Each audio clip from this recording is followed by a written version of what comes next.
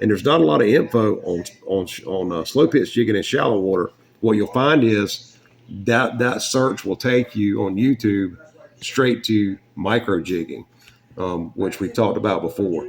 But nobody talks about fishing these 60s and 80s and even 30s in shallow water, meaning from 35, 40 foot out to 100 foot.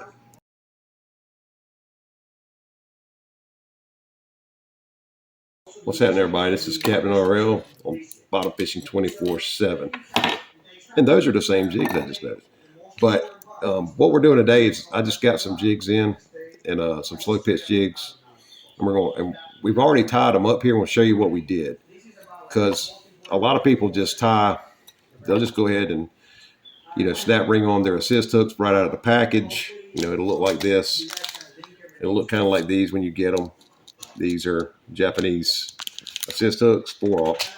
But what people do is they'll tie their leader off right to the eye of the jig, and you can do that. And we used to do that a lot, and still will in a hurry. But what you really want to do, and I'll get this right here where you can see it, that there's a ball bearing swivel right here, and that is hard to tell, but that is that ball bearing swivel is slid onto the split ring. So what that's going to do, it's going to keep the jig from spinning up your leader in your braid, because you're attached with an FG or a PR knot straight to your braid. So you need a swivel there to keep all that from twisting up on you, just so it doesn't look bad and make a mess, and it weakens the leader over time. So it's hard to get a better view, but we're going to try and get it. Okay, if you took this ball bearing swivel and you snap ringed it right onto, let's just go to this one, right onto this, you can do that. You can use a small split ring separately from this assist rig, and you can snap ring a tiny little snap ring on with your micro 80 or whatever snout swivel you want. You can do that. The reason that we usually don't do that anymore is because we found out that it's just better to put the ball bearing snout swivel or ball bearing swivel straight onto the split ring of the assist hooks, not the welded ring. So you want to buy quality stuff because you're attaching that's holding all the weight, and this is pulling directly on the fish. So you're tied off here with your leader going that way. You're tied off to it. That's pulling directly on the hooks when you hook a fish up, and it's leaving the jig out of the equation. But when you do this, you just really got to have parabolicy in your rod, a very parabolic rod, and you have to really work the drag sometimes, because what will it do? These hooks are so sharp and small, it'll pull the hooks out. So you really gotta think about where you want to put that ball bearing swivel, because you really need it for presentation and for line twist. You really got to have that. You don't want no big brass piece of junk wrap swivel. You want a good quality, small, micro ball bearing swivel is what you want. And 80 pounds is plenty for anything we're going to be doing. We're fishing 100 foot or less. Now, these are 80 gram jigs, real quick. These are 80 gram jigs. They don't, when they're Japanese jigs, they normally don't come with hooks. So you have to get your own assist hooks, and these are Japanese assist hooks. Now, they're smaller in comparison to, and I've shown this before. Look at the difference in the wire size. This is just a regular vertical jig, speed jig, which we use regularly also, but not near as much as the slow pitch. But look at the difference in everything. Okay, look how much heavier the hook wire is.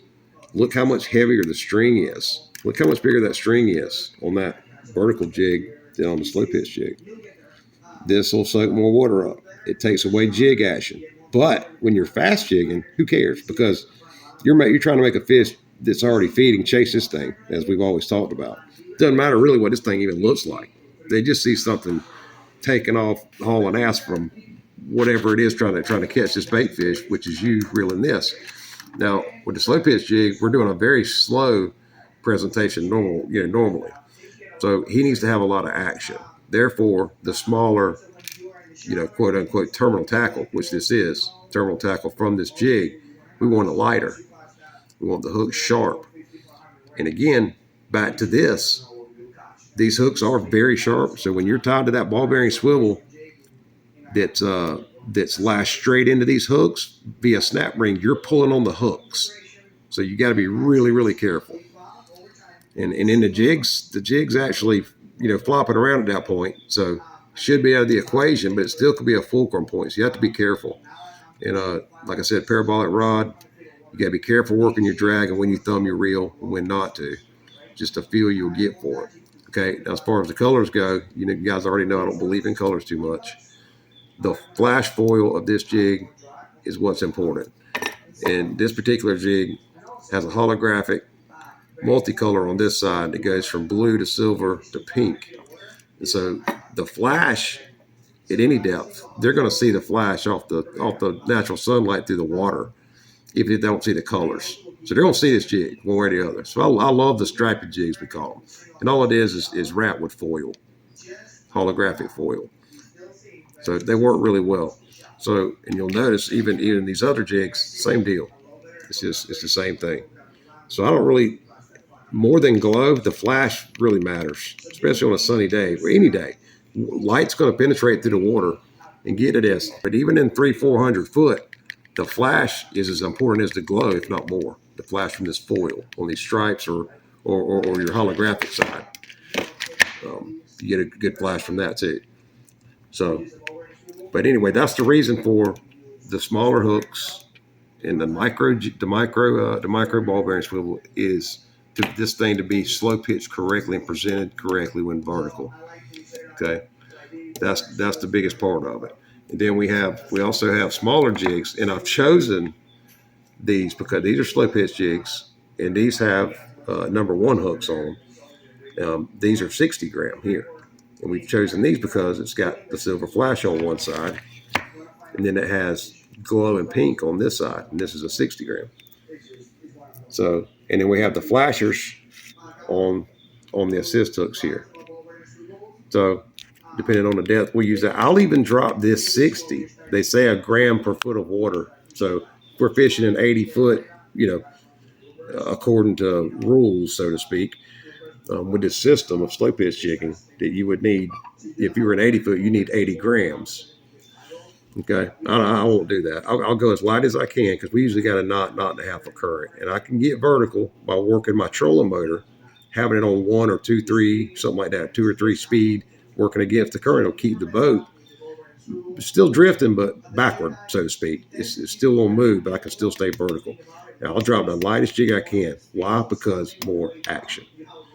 So the action from this jig is way more than this jig, and not to mention the size of it is smaller, and there's a lot of small minnows down there. Even the biggest fish that you'll catch, you'll often notice they're spitting up minnows that are half the size of this jig. So in our area and in most areas, I mean, yeah, there's bigger bait fish they eat, but a lot of times they'll be spitting up stuff that's, that big. You'll see them spit it up all over your boat. So they pretty much eat anything, but we don't want to go way too big is what we don't want to do. Not in shallow water. And we mainly fish 50 to 80 foot. So these are the size jigs that we're using. And again, the deeper I can go with a lighter one, I will, if the current allows it. Okay, if the current's just crazy, you have to go to something long and slender in the same gram range, just making a longer, slender jig. But they give a more diving action. These leaf-shaped jigs like this give more of a fluttering action, a rolling action on the way to the bottom during your pitch, and your slow pitch, and in your long fall. So I like to use them all, but this was mainly about your assist hooks, and really the size depends on what you're after, of course. And yeah, we could probably go to a 3/0 here, but I know that there's some medium-sized grouper, and for our area in Northeast Florida, a medium-sized grouper is a 15 to 20 pound gag in those depths, and tons of snapper from 3 to 22 pounds. This 4/0 is going to be better suited for that. Doing that. The only problem is we fish a lot of snaggy bottom, which again is why we're not putting rear assist hooks on it. Because depending on how this jig is fluttering, the fish could think, just because there's an eye there doesn't mean he thinks that's the head. It depends on how the jig's fluttering and sinking and diving, whatever side he decides to bite. So you're taking, you're losing a little bit a little bit of possibility of catching him because he may hit back here and miss it. But all you can hope you'll feel that. But hopefully, you can get him to hit it again. It's diving differently, and he'll finally grab this because these go back, little ways, not crazy far, but they do go back, almost to halfway. Not quite halfway because I could add that another set of hooks here, and these two wouldn't connect. You don't ever want your rear and forward assist hooks connecting, or you got a mess. You don't even really want them to touch. So, anyways, that's it. If you guys have any questions about assist hooks and how we rigged the ball bearing swivels, just leave it in the comments, and I'll be glad to help you guys out. It's Captain RL with Bottom Fishing 24/7. I hope you got something out of it. You guys take care and be safe on the water. Fish on.